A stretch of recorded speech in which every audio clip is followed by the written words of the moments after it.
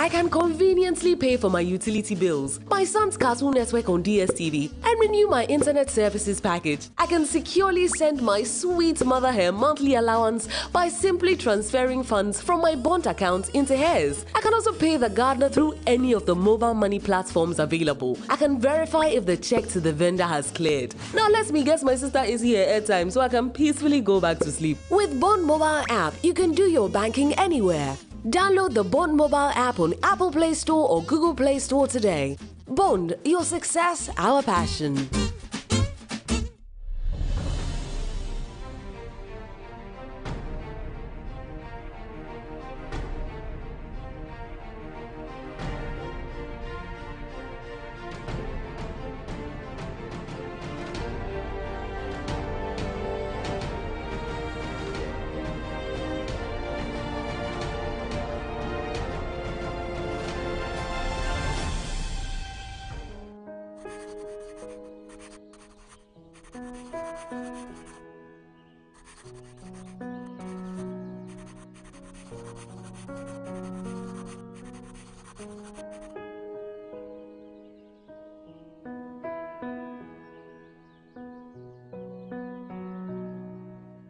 When cleaning your vehicle by valeting, steaming, waxing or polishing, make sure the engine is also sound. Servicing your vehicle with Gold synthetic oil and any quality Gold oil massages the engine, removes deposit, protects it from wear and tear for longer lasting performance, and makes your vehicle feel pampered. Made for diesel and super engines. Remember, after every 15,000 kilometers of enjoying your ride, service your engine with Gold synthetic oil. Well, you're a champion. That's why I, Azuma Nelson, 3 times world boxing champion and a patriot, always choose Goil. Ashene Pankasa. Goil, good energy.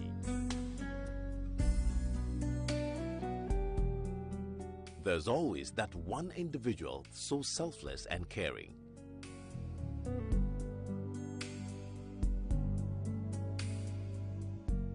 The world still has caring people.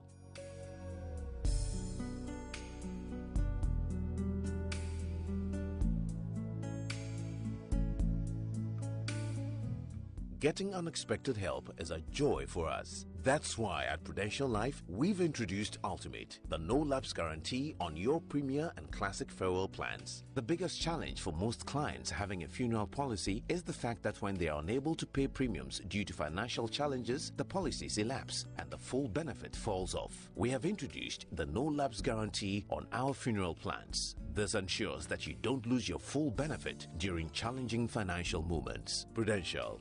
Always listening, always understanding.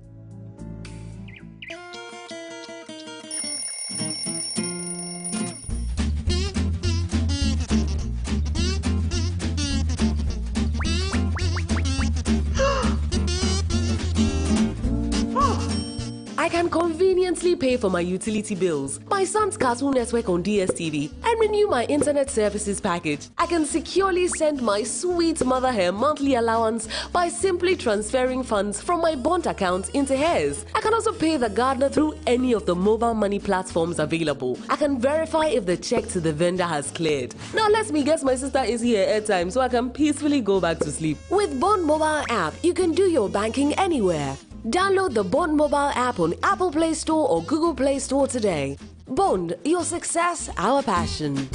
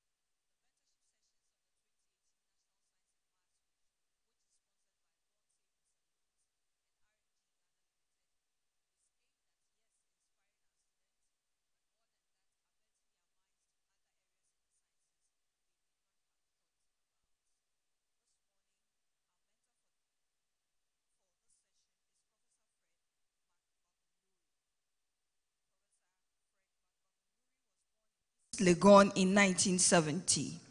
He attended the University Staff Village Primary and Middle, Legon and St. Louis Preparatory School at Wa.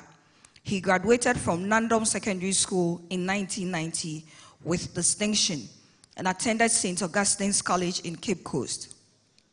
He earned a Head of State Award in 1991. Prof. Fred Magbagunluri is the former and founding Dean of Engineering at Ashesi University. Prior to his appointment, he was Vice President of New Product Development at Joanne's Healthcare, Arlington TX.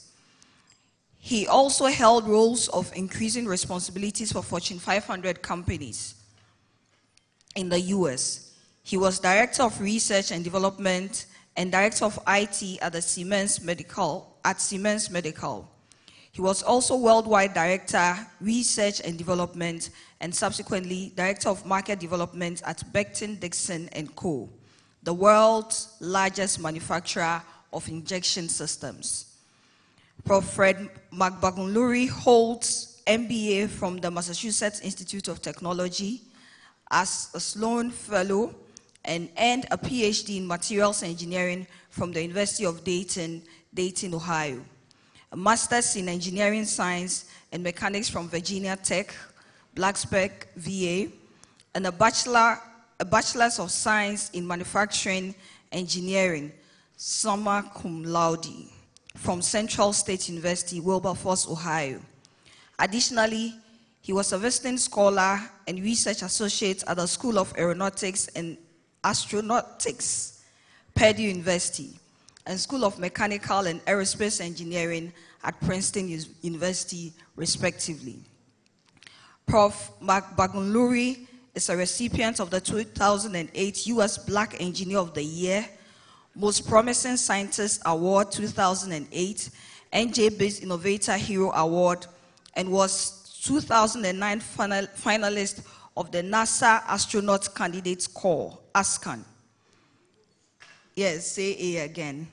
He's the co-inventor on 22 issued US patents and has numerous technical publications.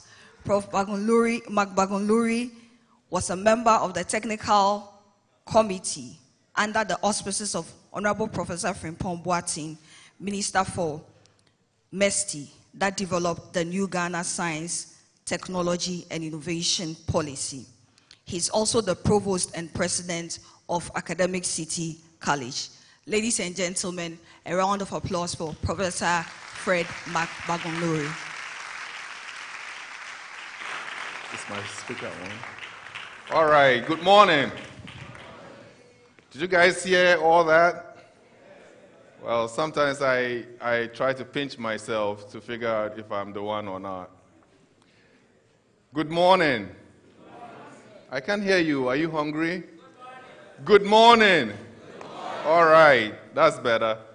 Well, thank you guys for that humbling introduction. I'm excited to be here this morning, and I would like to thank Dr. Kaufman for the opportunity to be here and also for the fantastic job she's doing for our country. So today I will share a few stories with you. When I was asked to come here, I was wondering what format it was going to take, whether I was going to do a presentation or just speak to you guys. So I decided that I was going to speak to you guys directly. And I hope that, you take a lot of lessons from it in your own journey. So as the introduction indicated, I went to University Staff Village Primary, the one across the hospital. Okay, not the nice, fancy one in the middle of campus. But the lesson is that no matter where you start from, nothing should hold you back. You should aspire to be whatever you want to be and leave no stone unturned in that effort. So I'm going to talk to you guys about two key things. The whole team, I will rally that around your mindset and your self-awareness. In the last couple of weeks, I've been traveling in Nigeria, visiting a couple of secondary schools in an attempt to recruit students for my university, which is going to be the best engineering university in Ghana. Mark it on the walls. And as I travel across both Nigeria and Ghana visiting high schools, one thing that is obvious to me, and I say this with emphasis, is that you guys live in the best times in human history. And you are the brightest generation that has ever walked this earth.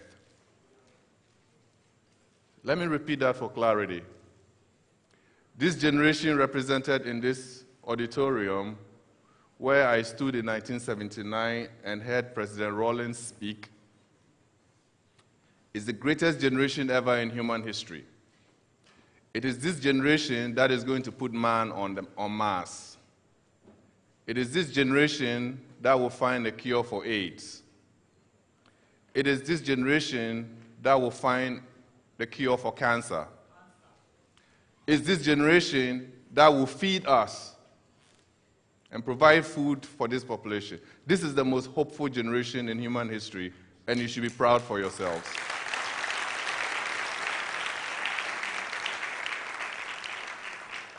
Now, the question that this assertion naturally evokes is, if this is the greatest generation that ever walked on earth, how come you are graduating from our universities and you can't find jobs? Think about that. This is the computer age. Our kids teach us how to use our smartphones. They can type on two computers at the same time while they are playing games on their iPhones. Yet, this is the generation we are most worried about. We as parents are worried whether you will be as successful as we were. And why should that be the case? There is something missing in our educational system. Between taking these bright kids, putting them through our university systems, and watch the largest organization, the Unemployed Graduate Student Association, I learned yesterday was the largest organization in Ghana. We want to do this different at Academic City.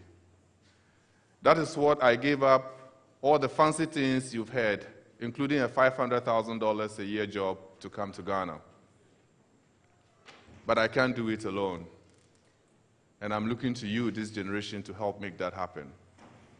So that's a preamble to my speech today, but let's get into mindset and self-awareness. They may sound like big words for you right now, but 10, 20 years from now, you'll remember that old man that came up here with a funny accent, telling you how you should have a strong mindset and you should be self-aware. So I'll tell you a story. So in 1991, I earned a head of state award to go to the United States. And as usual, when you get there, those were the days where Walkmans and CD players were in vogue. Friends would write you letters and ask you to buy them Walkmans, Sony Walkman, and CD players. Now, for you to do that, you need to have a job, right? You have to work for your life. So I took a job at a small restaurant called Lee's Chicken.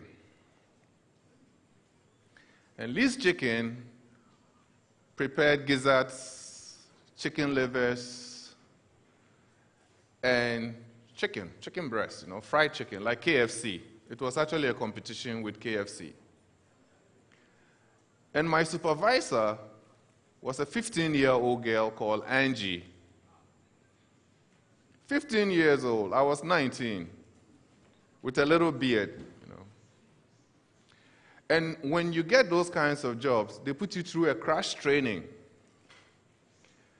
And the training is probably 1.5 days, and then they'll make you come to work during the lunchtime, because that's when it's busiest, and then you get to exercise whatever you've learned. So my first day during lunch was a disaster. All the orders I made were wrong. I didn't know the names of the food, but I had to make them. And in the drive-thru, they'll buy the food at the drive-thru, then move a little bit away, open it, look at it, it's wrong, and then they go around back and join the queue. So I'm thinking I'm going to lose my job, So I survived that day, second day. Third day after lunch, which was around 1:30, I was just leaning against one of the tables, resting after a hectic 1.5-hour period of lunch. And then I saw Angie coming towards me aggressively, all red. And she came nose to nose, and she said, "Fred, what are you doing standing over there?" I said, "Yeah, I'm just taking a little break after the hectic lunch session." She said, No, you don't get it right. You're not here to stand. You're here to work. And you're going to earn every," and she used the F word, "penny that you make from here, you're going to earn it. Now get moving." Guys, 1991, a 15-year-old girl talking to a 19-year-old man like that is not acceptable in our culture, right? So I stood there for like 2 minutes. I was completely frozen. I'm like, what did I just hear? And I'm thinking, where's the cane, in Ghana? A 15-year-old kid talks to a 19-year-old kid, and some lashes will happen, right? And then she said, "Did you hear me? Get going." So I took the towel, went around, and I wiped a few more tables. And then I went home. I said, "This job, I'm going to quit." What kind of job is it that a 15-year-old kid speaks to an adult without any respect? Because I was brought up to respect adults. What I didn't realize was that it was a different culture. Now, why am I telling you this story? You're probably bored already. So I thought about quitting, because that was the easiest and the natural thing to do, right? What kind of nonsense is this? I'm not going to do this job. First of all, I've never sold chicken in my lifetime. I used to get free food to eat at home. Now I have to earn money and buy Walkman for my friends at St. Augustine's College.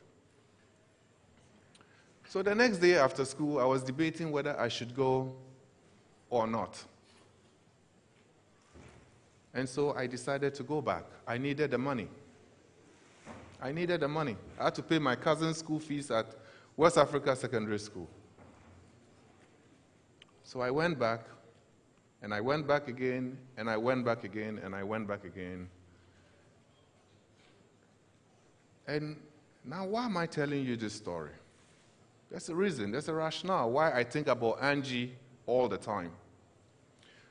So the first lesson came when I went to work in corporate America. And the lesson was how to manage your anger.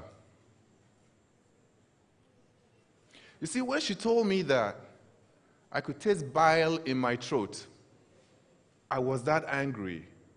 My natural reaction was to say something or hit her, but I controlled it. And so when I was director for Becton and Dickinson, I realized that sometimes in meetings, people would say stuff undertone. That was really upsetting. And what they really wanted to do tactically was to get you to react in an environment where the decision makers were present. And you get exposed. You will never climb the corporate ladder. So learning to manage your anger is very, very critical in this journey that you are all starting now. Because when you react, it's you everybody sees. When you react, sometimes most people don't even hear what was said. But what they see is your reaction. And when you react in the wrong place, that's the end of your career. I learned that lesson from a 15-year-old girl. The second lesson I learned from from that encounter with Angie was never stand still. Never stand still. Keep your feet moving. Let me repeat that. But now you're like, what does that mean? Don't let adversity stop you from getting to the destination you've set for yourself. If you can't get medicine, study biochemistry, and then try to get into medicine again. If you can't get engineering, do physics, do applied mathematics, and position yourself again for the opportunities. Don't sit at home like my cousin did and said, I'm going to drink myself to death instead of becoming a teacher. So keep your feet moving. The third lesson that I learned from Angie, you have to look for the best things in life for yourself. You cannot get respect in a chicken restaurant. You're looking for respect in a chicken restaurant. When you are in an apron, you are in a uniform that is so tight on your body, you look like a sketch. Is that a place to look for respect? Look for respect by positioning yourself for professions that advance you. Look for respect in opportunities that advance you. Now, today, I don't know what became of Angie. But I can tell you, in places where I remembered her, and anytime I go to Ohio, I drive through the same place with my children. And I tell them, have you seen this building over there? I used to work in that building as a student selling chicken.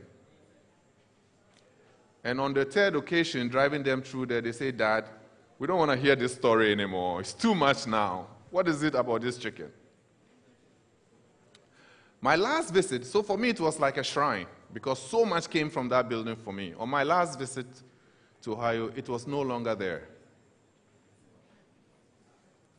And that day was special because that was the day I got inducted into my school's Distinguished Alumni Hall of Fame. And I just wanted to go see that building for the last time, and it wasn't there. When I sat in the same chair that Neil Armstrong sat on it as he was being interviewed to be an astronaut, I thought about Angie. That did the lessons that I learned from her help shape my career to the point that I could have an opportunity. A kid that grew up in East Legon and walked every single day to primary school in Legon had the opportunity to sit in the same chair as Neil Armstrong did when he was interviewed to be an astronaut. It's because I learned to share my anger. I learned to be humble. I learned to seize opportunity. And I learned not to be pulled back by my emotions. So that comes to that. So that's my lesson, and I'm sure every one of you will have your own experiences. But if you always look at life from the lessons that you take from it, your life will be better shaped than when you react emotionally to things. We are a very emotional people. We come from a society where everybody wants to be respected. We come from a society where everything is hierarchical. That is the first thing that will surprise you when you leave. People will speak to you at a certain level, and it will take a while for you to get used to that. So now let's come to the two things that I wanted to leave you guys with today. One is self-awareness. If I wasn't self-aware, I would have slapped Angie and ended up in jail. If I wasn't self-aware, I wouldn't have taken the lessons that the 15-year-old girl taught me and transfer it into life lessons. self-aware. It's so critical in your career development beyond here. You may be too young now to understand. I tell you, one day I was in an executive meeting and we were determining who was going to get a pay raise. Pay raise. And so there was a guy whose name came up, and his manager said, I want to give him 15% pay raise. And somebody said, nope, we should not give him a pay raise. I don't like him. And so I said, why don't you like him?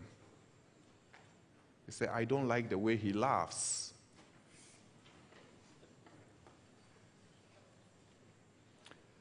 Another lady came up for promotion. Somebody said, I don't think she should be promoted. Why not? Because I walked into her office one day unannounced and she was picking her nose. Now, what about performance? Right? We say people should be promoted because they are performing. People should be promoted because they are making money for the company. But here are subtle things that you do not even think about. Somebody was denied a promotion because they were always picking their butt.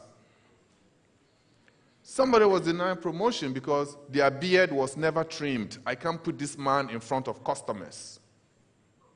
Self-awareness, it's so critical. Self-awareness is also critical because you remember the part of the story where I said in corporate rooms, people will make snide remarks that nobody is paying attention to, but it's directed to you. And they are expecting you to react and overreact so that your leadership presence is diminished. If you are self-aware, you will not buy into that. So that's self-awareness. These are things that we never really think about.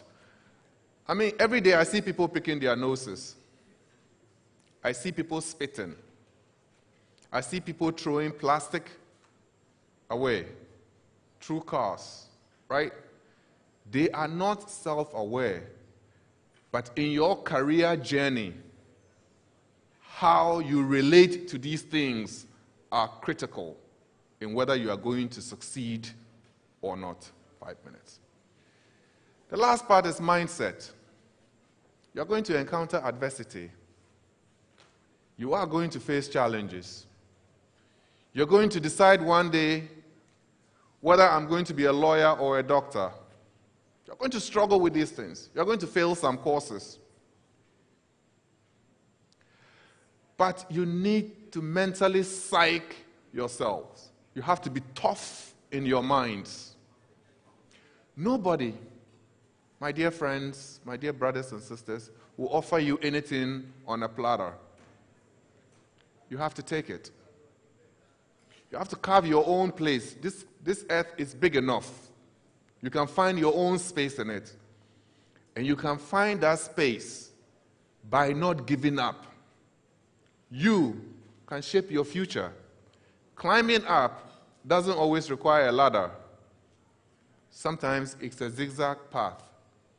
But you always need to keep your aspirations ahead of you. Just like the little kid who grew up in Baulishi and used to see the planes fly by and say, I am going to be an astronaut one day. I am going to be an astronaut one day. And out of 4,000 people, I ended up being one of 47. Now, I probably could have made it if I was born in America. I don't know. But I tried it. And I knew the odds were against me. But I challenged my 3 little girls every day. And I said, maybe one of you could be an astronaut. Or maybe one day one of my grandkids will sit in the same chair and say, 60 years ago, Grandpa came here and he couldn't do it, and I did it. Thank you.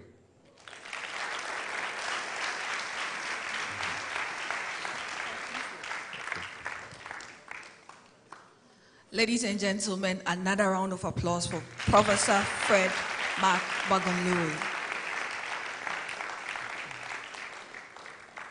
And so this morning, you have an opportunity to ask this great man any question that you want to ask him. Based on his presentation, outside of his presentation, people have said, for example, that Ghana has not yet gone to space. So why learn aeronautic engineering?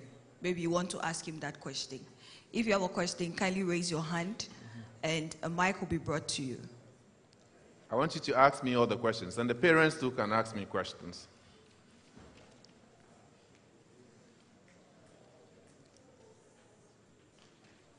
All right, Yes, there's a brave hand here.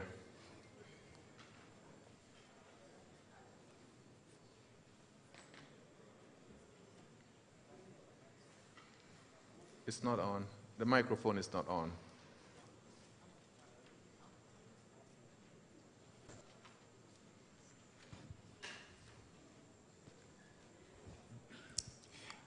Thank you very much, Prof. Thank you.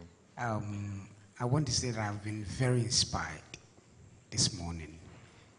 Now, my question, I want to take you back to Angie. I want to ask, now where you have gotten to, and I know you have chaired a lot of meetings, so putting yourself in Angie's shoes, what would you have done if you were Angie then? If I was Angie. So I think thank you very much for the question. I think the challenge, I think I probably would have done the same thing as Angie did. What was difficult for me was a cultural shock that I had just arrived, probably 2 weeks, come from a society where elderly people are held in very high esteem. They cannot be wrong. You know, my grandfather used to tell us that a grown-up could have a bad breath, but their words are wisdom. Now, you know, dialing back 25 years later, when I was leading organizations across the world, in Europe, in Asia, that's exactly what I told them. Step up, keep your feet moving, deliver, this is the deadline. But I did not know then. So if I had reacted, I would have overreacted. I would have done it a little different. I think you can deliver the same message without noses touching, without being that rude. But she's 15 years old. Adrenaline is pumping. You know, I probably would have said, Dr. Fred, or actually I was nobody then, Fred, as my students still call me Fred, which is okay. I wasn't born a prof. I said, you can't stand. When there are no customers in the driveway, you have to keep wiping the place. And actually, I was done wiping. I had actually done my job. It wasn't like I was chilling. I had actually, but she kept saying, you have to keep wiping. So I have to pretend to be busy. So I think I would have been more respectful. I mean, anybody that works for me, and there are some here too, I'm respectful to the people that work for me because they actually work to make me better. Any other question? Yes.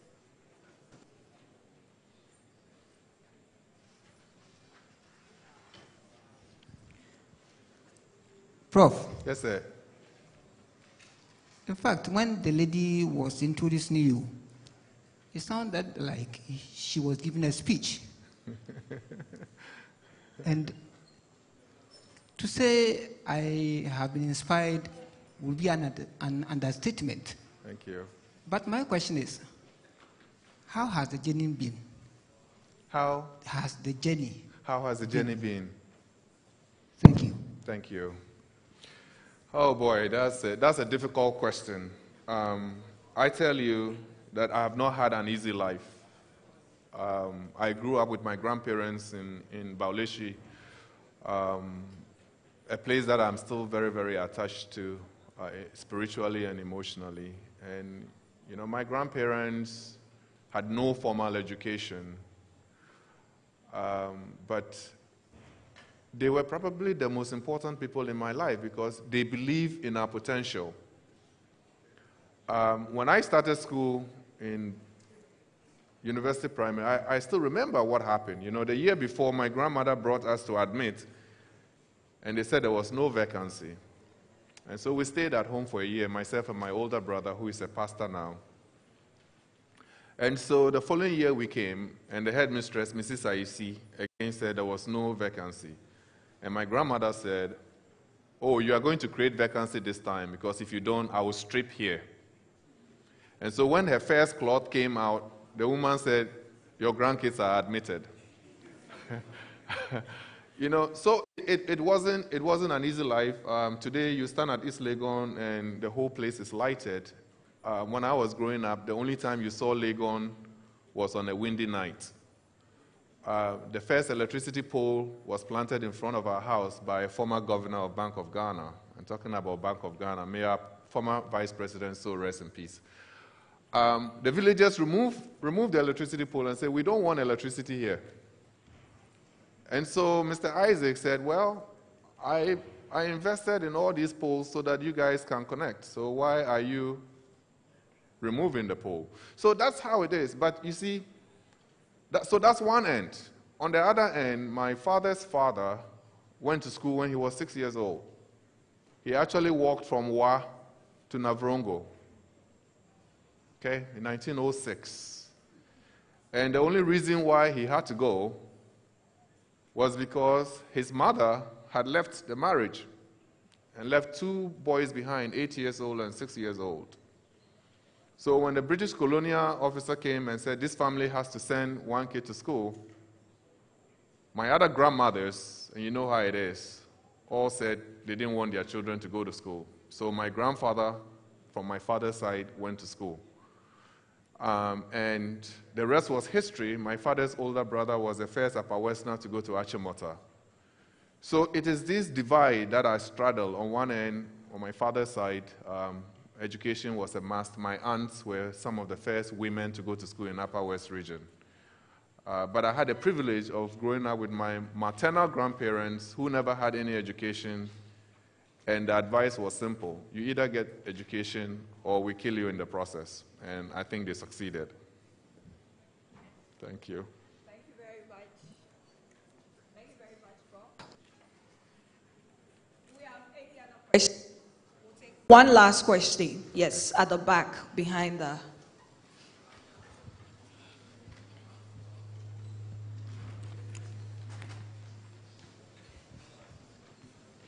Hello. Hi. Good morning, Prof. Hi. I'm interested about the part where you did your MBA from MIT. Okay. So how was your experience at MIT and how did it go?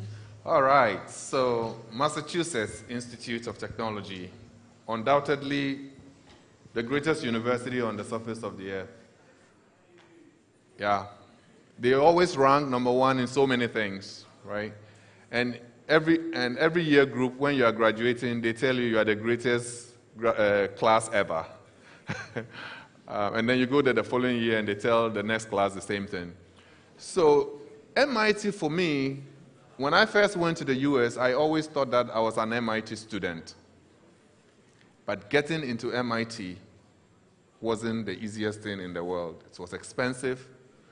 And 20 years later, when I was worldwide director for Becton and Dickinson, they paid $250,000 to send me to MIT for 1 year. It's an amazing place. I mean, it's one place that you sit in the classroom and you know that everybody else is smart. Actually, my first feeling when I got to MIT was, there is always somebody smarter than you. So be humble. There were actually students in my class that knew more than the professors at MIT.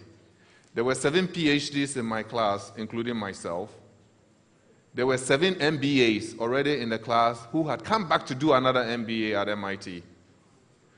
There were 7 CEOs that have run huge companies, and there were about 6 CFOs, Chief Financial Officers. So you have 128 people from 28 countries that were more experienced than the professors themselves. Think about that. So that's the caliber of students. Think about the best students around the world sitting in one classroom. And so the challenge at MIT is that in certain years, you have 2, 3, 4, 5, 6 students committing suicide. Freshmen. Because of the mindset, right? They went to institutions where they were the best. And everybody told them they were special. You are the best thing that ever happened in this school. And then they go to MIT and realize that they were nobody. So you need to prepare your mindset. You need to strengthen this mindset that maybe there are other people just smarter than I am, and I have to accept that fact and do the best that I can. But my dear, it was the greatest experience ever, and it's highly recommended. Okay. Right. This is a father, so I'd ask Reverend Father to ask the final question. Final question.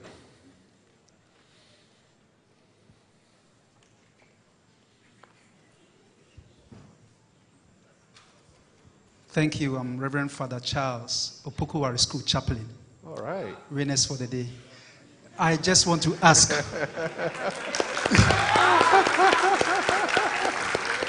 That with your experience, what would be your suggestion for unemployment issue in the country? In Ghana. Okay. So the question is, for those of you at the back, if you didn't hear the question, is, with my experience, 16 years in corporate America, 3 years in the classroom, what would be my recommendation for solving the unemployment problem?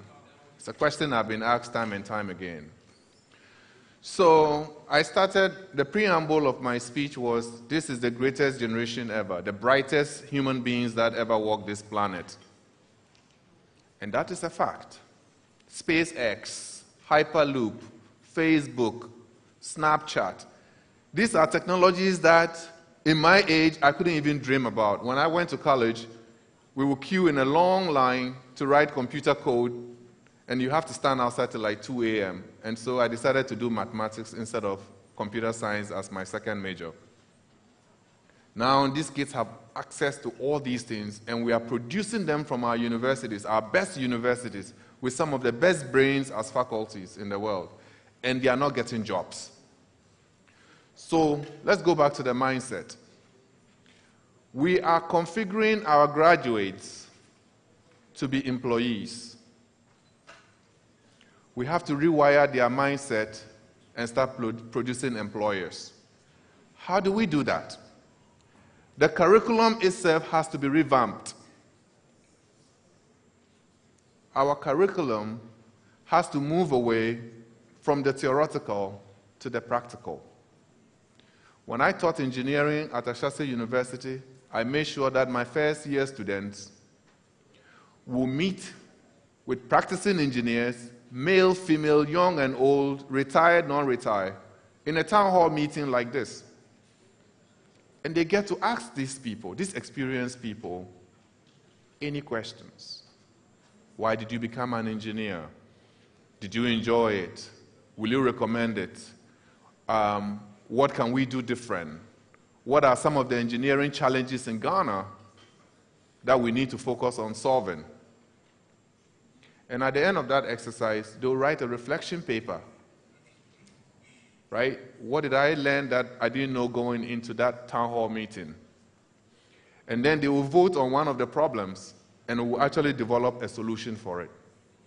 So in one instance, it was the era of Dumso.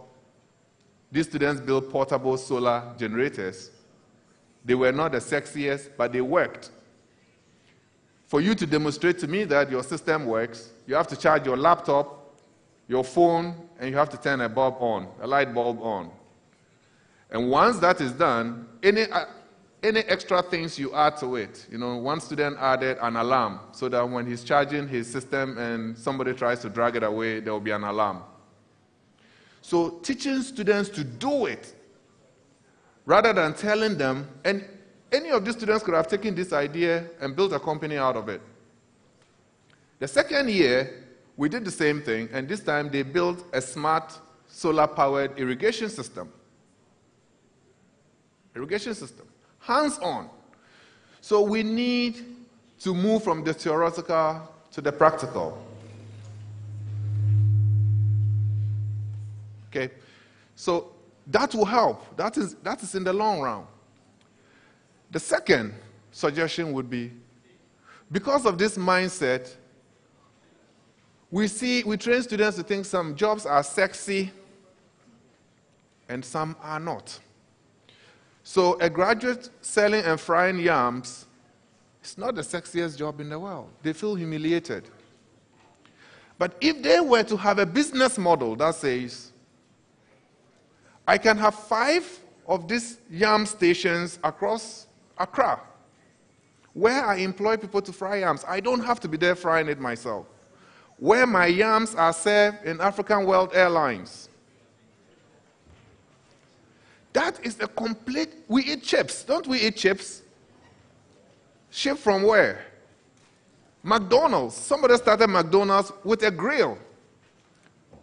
Shamefully enough, we are bringing McDonald's franchise to Ghana, KFC franchise in Ghana. Yet, Ghana's chicken tastes better than KFC's chicken. But, so we need to reconfigure the mind. I think we are looking for solutions when the answers are on our noses.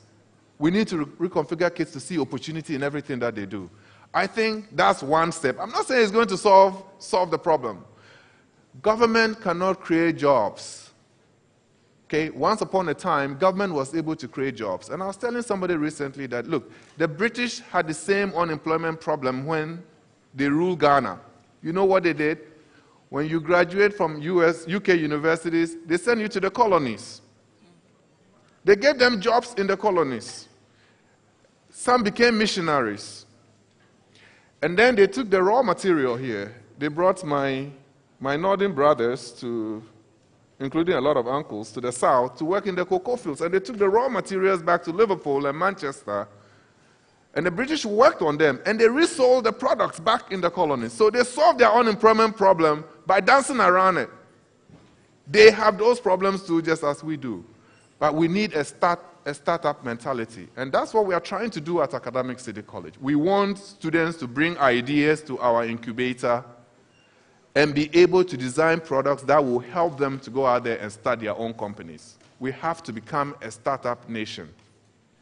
Mindset, critical. Thank you very much, Thank Professor Mark Bagulori.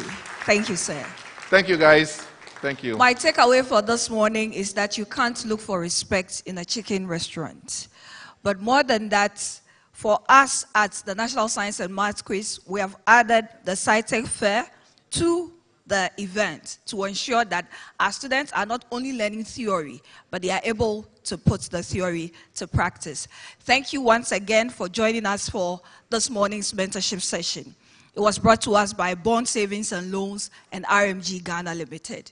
Please, you've been given some forms to fill, some evaluation forms to fill. Kindly fill them, raise your hand when you are done. Production assistants will come and pick them up. Thank you very much, and see you tomorrow morning for another session. Thank you.